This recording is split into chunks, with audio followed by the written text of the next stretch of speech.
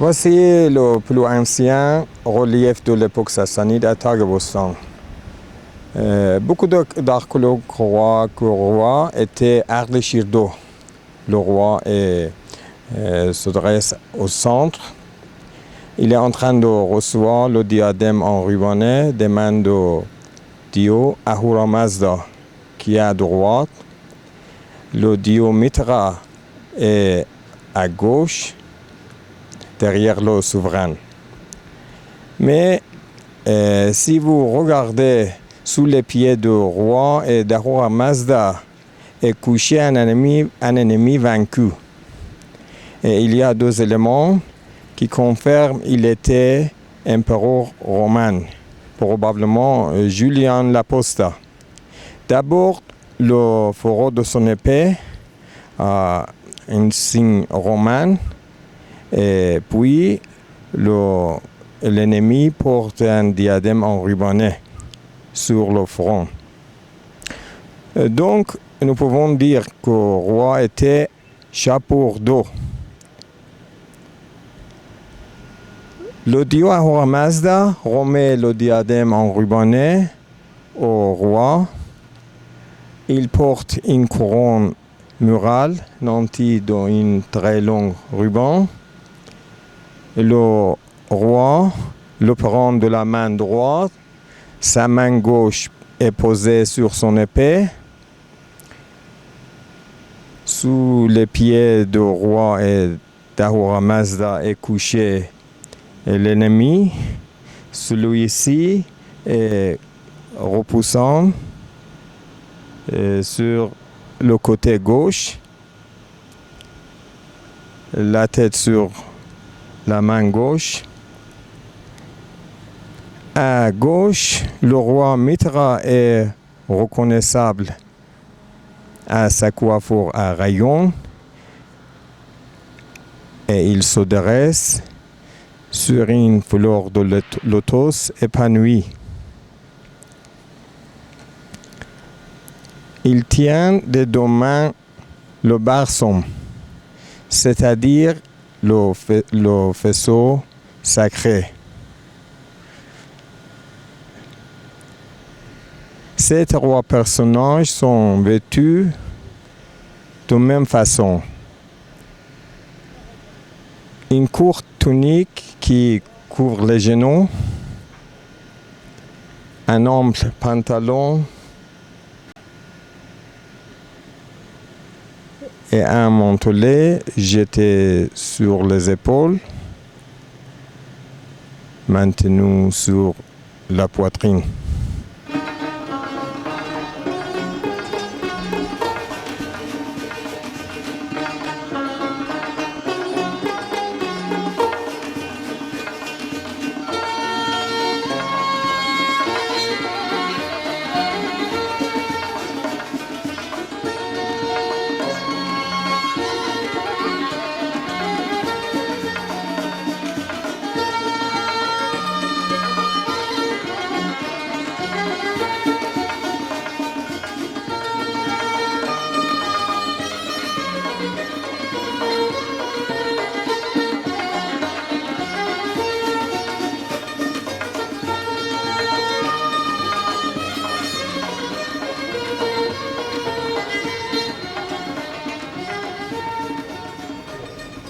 Voici la petite Yvonne.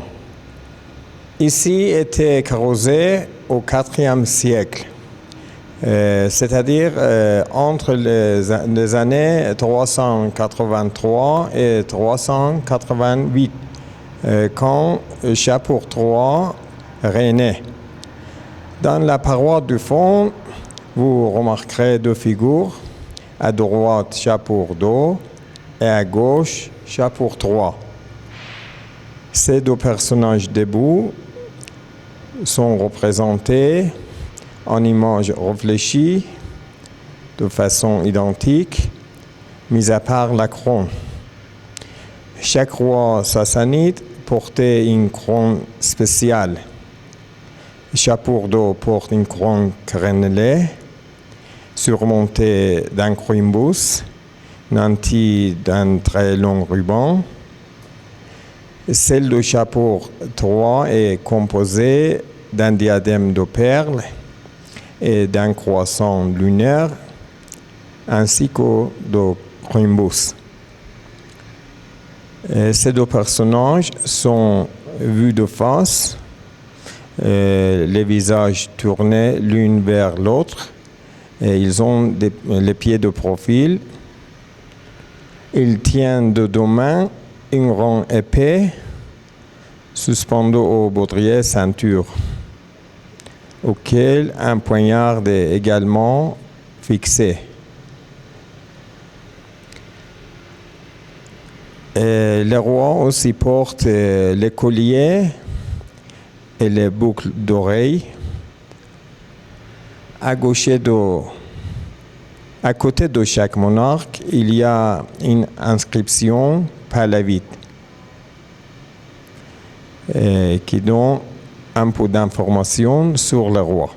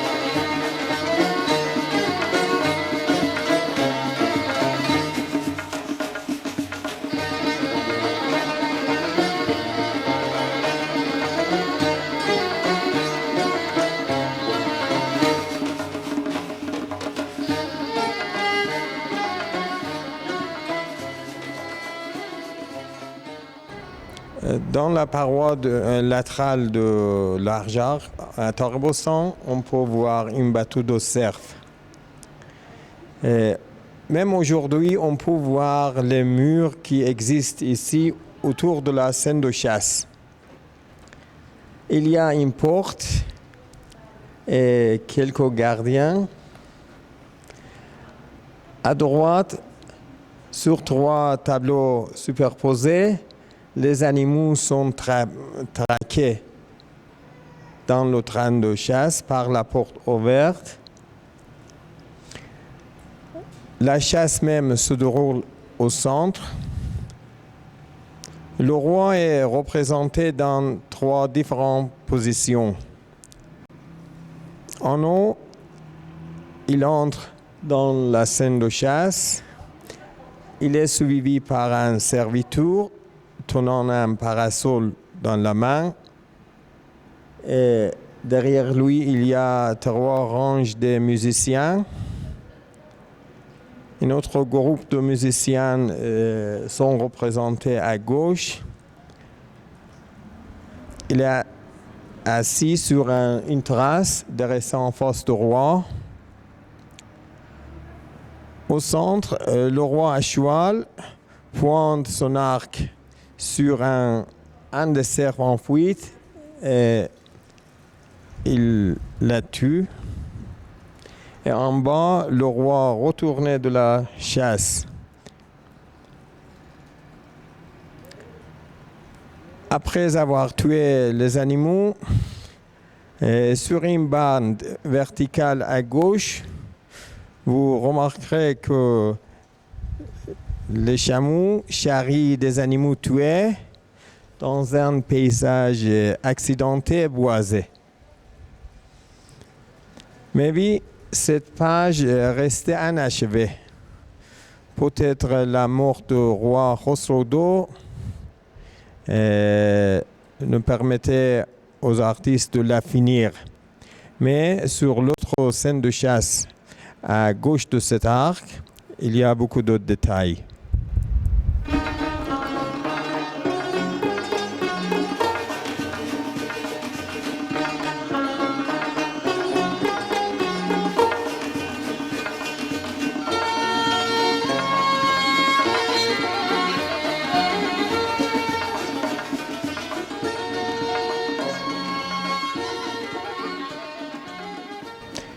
Une scène de chasse au sanglier est représentée ici sur un panneau rectangulaire.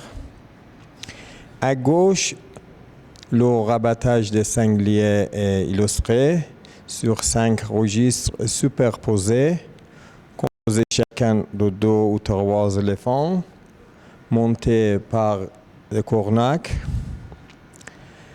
Des sangliers se réfugient au centre, où la chasse se déroule. Ici, dans l'eau, des poissons et des canards évoluent.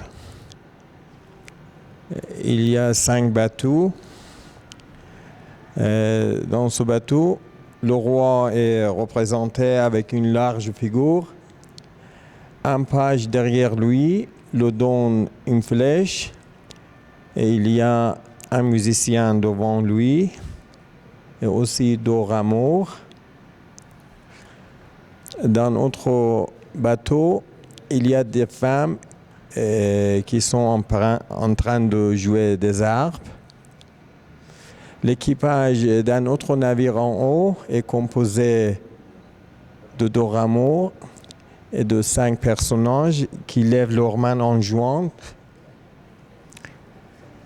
Le roi vise son arc sur un des sangliers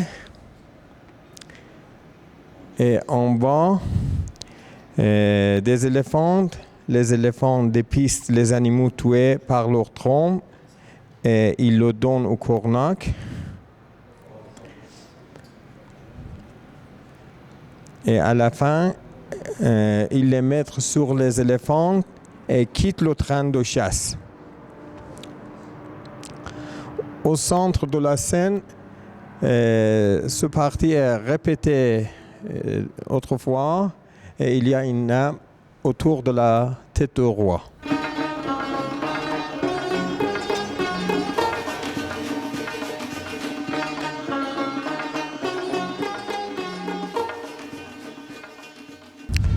Dans le mur de fond, il y a 2 reliefs. Au tympan, la scène d'investiture du roi sassanide Khosrow est représentée. Le roi se trouve au centre. Avec la main droite, il est en train de recevoir le diadème enrubanné des mains de Ahura Mazda, ou probablement le chef prêtre zoroastrien Mobed Mobedan, et la déesse Anahita est à gauche, derrière le souverain. La déesse Anahita montre de la main droite un diadème enrubanné Il porte dans la main gauche une cruche. Le roi remet le diadème de la main droite. Sa main gauche est posée sur le pommeau de son épée, qui est richement décoré. Au-dessous, la statue équestre du même monarque est représentée. Le roi est à cheval, à son célèbre cheval Shabdiz. Il porte dans la main droite une longue lance. Dans la main gauche, il a un bouclier. Et aussi, il y a un carquoise sur les jambes du roi.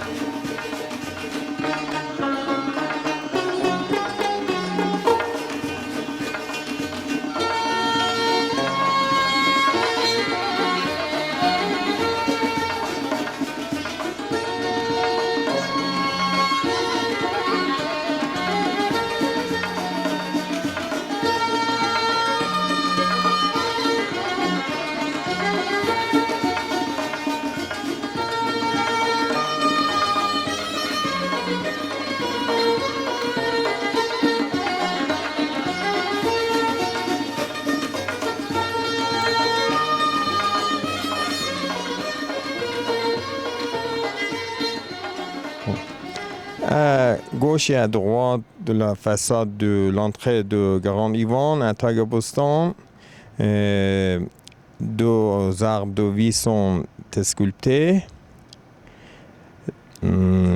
L'arc arrondi est surmonté d'une corniche et d'un croissant lunaire. De part et d'autre, plein de anges ailés. Et les créneaux en haut montrent une imitation de l'architecture achéménide dans l'art sassanide.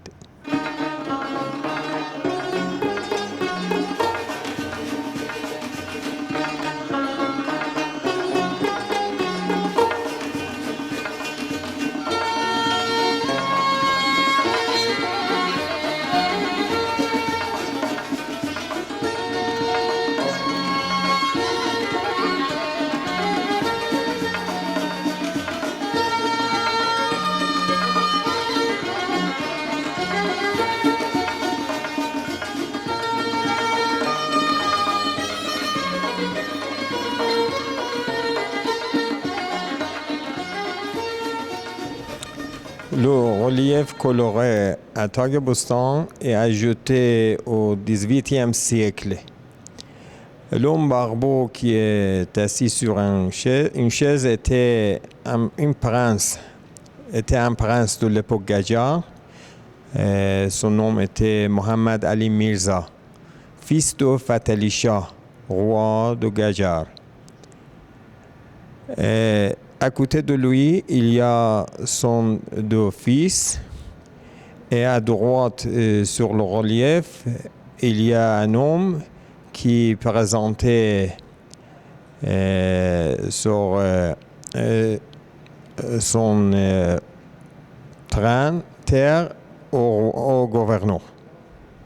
Sur le droit de relief, il y a le Agagani, qui est présenté son ferme au gouverneur et lui demande de payer au peuple pauvre pendant le mois de Muharram.